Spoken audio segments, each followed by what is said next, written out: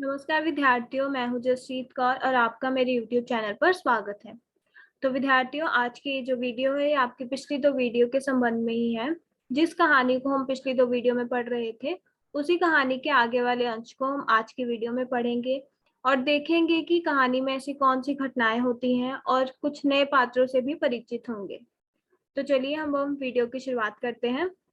तो सबसे पहले अब मैं पिछली वीडियो से संबंधित आपसे कुछ प्रश्न पूछूंगी, तो आपको उसके उत्तर कमेंट सेक्शन में लिखने हैं। तो यदि आपने वो वीडियो को देखी होगी तो आप इनका उत्तर अवश्य ही दे पाएंगे, और यदि आपने उस वीडियो को नहीं देखा है तो सबसे पहले जाकर आप उस वीडियो को देखें, तभी आप कहानी के आगे वाले भाग को समझ पाएंगे। तो मेरा सबसे पहला प्रश्न है कि जो सुभाष चंद्र बोस जी की प्रतिमा बनाई गई थी, उसमें कौन सी कमी हालदार साहब को खटकती थी? तो आप इस चित्र की सहायता भी ले सकते हैं और अपना उत्तर लिख सकते हैं। और मेरा दूसरा प्रश्न है कि हालदार साहब के पूछने पर उन्हें क्या पता चला था कि मूर्ति पर जो चश्मा था वो कौन बार बार बदल देता था? तो अब आपको इन दोनों प्रश्नों के उत्तर का जवाब कमेंट सेक्शन में लिखना है। तो चलिए अब हम आगे बढ़ते हैं। तो हम जिस कहानी को पढ़ रहे थे उसका शीर्षक था नेताजी का चश्मा, और इसके जो रचयिता थे वो स्वयं प्रकाश जी थे। और हमने इनके जीवन के बारे में भी हमने जाना था कि किस प्रकार से इन्होंने कौन कौन सी विधाओं में रचनाएं लिखी हैं और साहित्य में इन्होंने कैसे अपना योगदान दिया है, और इनके जन्म स्थान और इन सब के बारे में भी जाना था। तो चलिए अब हम कहानी को आगे पढ़ते हैं। तो अब इसका मैं वाचन करती हूँ। क्या मतलब, क्यों चेंज कर देता है? हालदार साहब अब भी नहीं समझ पाए। कोई ग्राहक आ गया समझो, उसको चौड़े चौखट चाहिए, तो कैप्टन किधर से लाएगा? तो उसको मूर्ति वाला दे दिया, उधर दूसरा बिठा दिया। अब हालदार साहब को बात कुछ कुछ समझ में आई। एक चश्मे वाला है जिसका नाम कैप्टन है, उसे नेताजी की बगैर चश्मे वाली मूर्ति बुरी लगती है, बल्कि आहत करती है, मानो चश्मे के बगैर नेताजी को असुविधा हो रही हो। इसीलिए वह अपनी छोटी सी दुकान में उपलब्ध गिने चुने चश्मों में से एक नेताजी की मूर्ति पर फिट कर देता है। लेकिन जब कोई ग्राहक आता है और उसे वैसे ही फ्रेम की दरकार होती है जैसा मूर्ति पर लगा है, तो कैप्टन चश्मे वाला मूर्ति पर लगा फ्रेम संभवतः नेताजी से क्षमा मांगते हुए लाकर ग्राहक को दे देता है और बाद में नेताजी को दूसरा फ्रेम लौटा देता है। वाह भाई, खूब, क्या आइडिया है।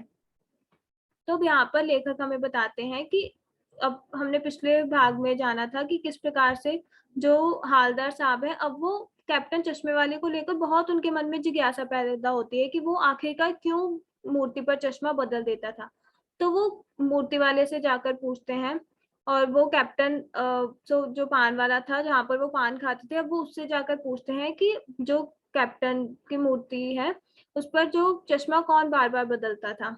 तो पान वाला बताता है कि एक चश्मे वाला है, वो बदल देता था। तब वो और जानना चाहते हैं, उनके मन में और जिज्ञासा पैदा हो रही है कि आखिरकार वो भी क्यों बदल देता था। तो फिर वो बताता है कि उसकी एक छोटी सी दुकान है, तो जब वहां पर ग्राहक को वो चश्मा मूर्ति पर जो लगा होता है, अगर उसको वैसा चश्मा चाहिए तो कैप्टन वहां से उतार के वो चश्मा ग्राहक को दे देता है और वहां पर दूसरा लगा देता है। अब जो हालदार साहब है, अब उनको बात थोड़ी थोड़ी समझ में आती है। अब वो एक अपनी पूरी कहानी अपने मन में चलाते हैं कि एक चश्मे वाला है जिसका नाम कैप्टन है, और उसको क्या लगता है, उसको जो सुभाष चंद्र बोस जी की मूर्ति है वो बिना चश्मे वाली उसे बहुत बुरी लगती है। उसे ऐसा लगता है कि बिना चश्मे के जो सुभाष चंद्र बोस जी है उनको तकलीफ हो रही है, इसलिए वो क्या करता है, अपनी छोटी सी दुकान में से वो फ्रेम लगा देता है, उनके एक असली चश्मा जो है वो उनकी मूर्ति पर लगा देता है।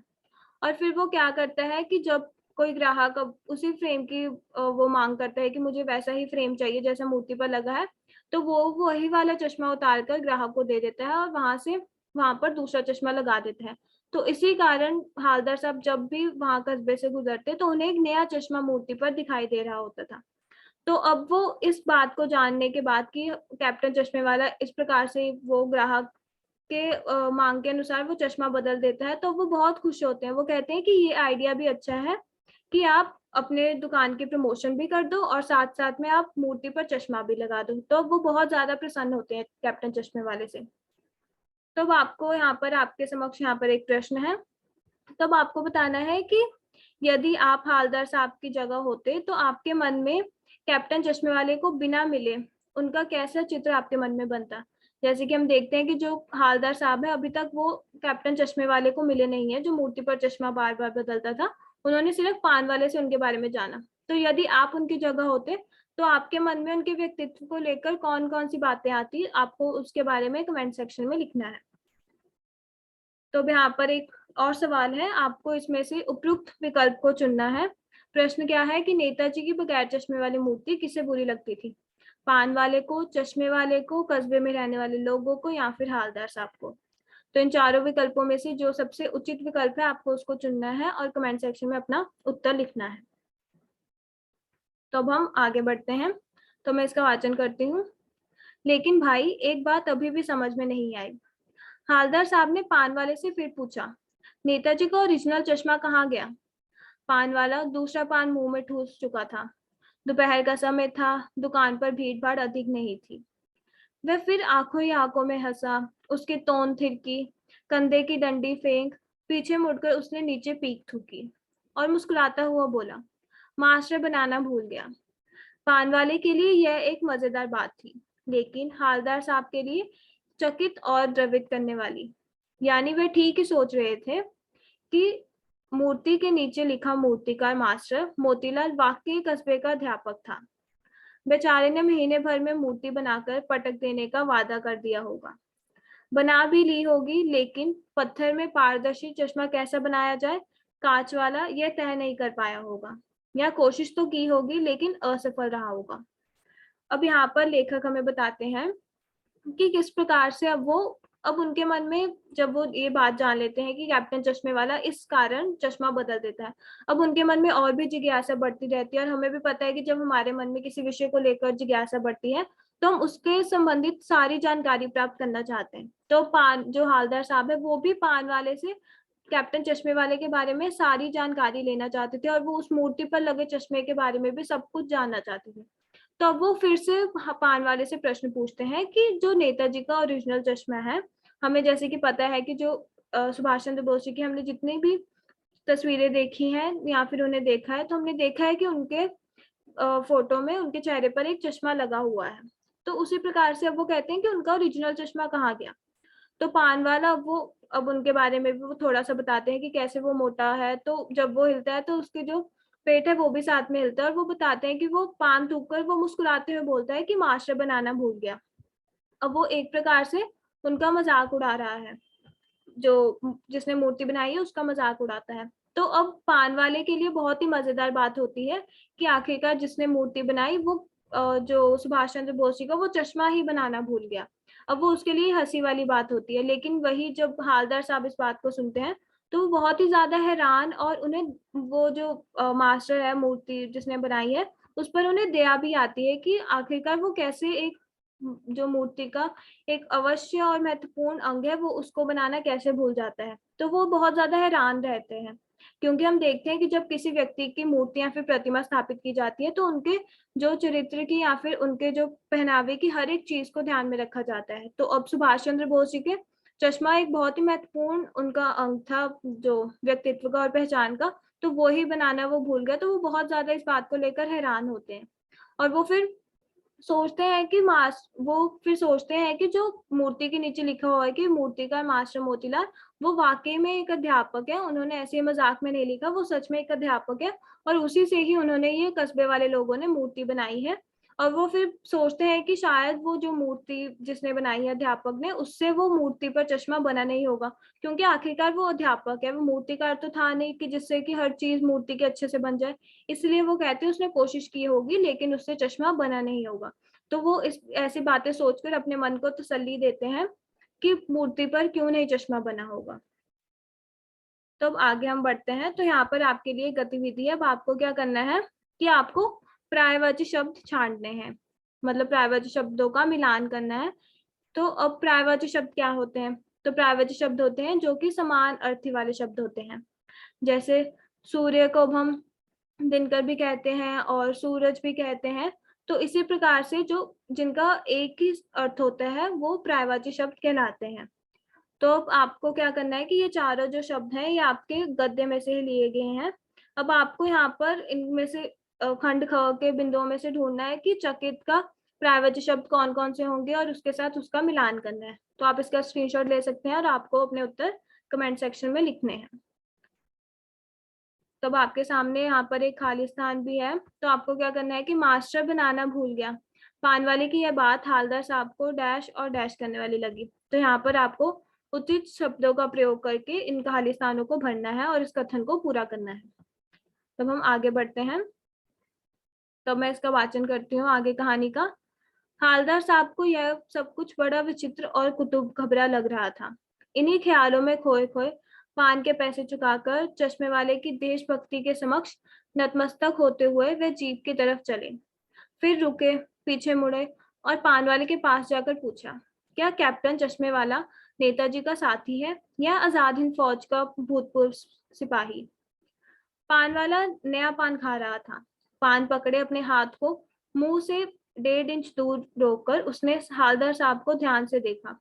फिर अपनी लाल काली बत्ती सी दिखाई और मुस्कुराकर बोला, नहीं साहब, वो लंगड़ा क्या जाएगा फौज में, पागल है पागल। वो देखो वो आ रहा है, आप उसी से बात कर लो, फोटो वोटो छपवा दो उसकी कहीं। तो अब यहाँ पर लेखक बताते हैं कि अब जो हालदार साहब है, अब उनकी जिज्ञासा कैप्टन चश्मे वाले को लेकर बढ़ती ही जा रही थी। अब वो बार बार अब वो पान वाले से प्रश्न पूछ रहे थे कि आखिरकार ऐसा क्यों था। अब वो क्या प्रश्न पूछते हैं कि क्या जो कैप्टन चश्मे वाला है, जो मूर्ति पर बार बार चश्मा बदलता है, क्या वो उसका नेताजी का साथी था, सुभाष चंद्र बोस जी का वो साथी था, या फिर उनके द्वारा जो आजाद हिंद फौज बनाई गई थी उसमें वो सिपाही था। क्योंकि उन्हें ऐसा लग रहा था कि वो इसीलिए बार बार सुभाष चंद्र बोस जी की मूर्ति पर चश्मा बदल देता है कि उसका कोई उनके साथ संबंध होगा, और इसीलिए वो उनकी मूर्ति को लेकर इतना ज्यादा वो चिंतित रहता है और वो बार बार मूर्ति पर चश्मा लगा देता है। तो वो इसीलिए पूछ रहे हैं कि क्या उनका क्या संबंध था उसके साथ। तो पान वाला क्या बताता है, पान वाला अब यहाँ पर एक नया पान खा रहा होता है। अब वो फिर से हंसकर बोलता है कि वो लंगड़ा क्या जाएगा फौज में, पागल है पागल। तो वो हम देख सकते हैं कि यहाँ पर पान वाले ने, जो कैप्टन चश्मे वाला है, वो एक विकलांग व्यक्ति है, तो उसका किस प्रकार से मजाक उड़ाता है।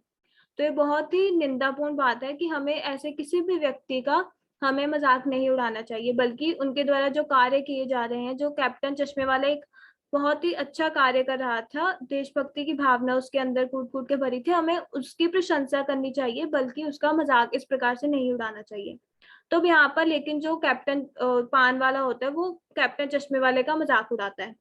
और वो फिर कहता है, वो हालदार साहब से भी तंग आ चुका है, क्योंकि हालदार साहब बार बार प्रश्न पूछ रहे हैं, तो उनसे वो तंग आकर वो कह देता है कि वो रहा, वो आ रहा है, वहां से सामने से आ रहा होता है वो कैप्टन चश्मे वाला। फिर वो हालदार साहब को बोलता है कि वो रहा, वो सामने से आ रहा है, आप ऐसा करो, आप उसी से जाकर बात कर लो और उसकी फोटो खींचकर कहीं पर आप छुपवा दो।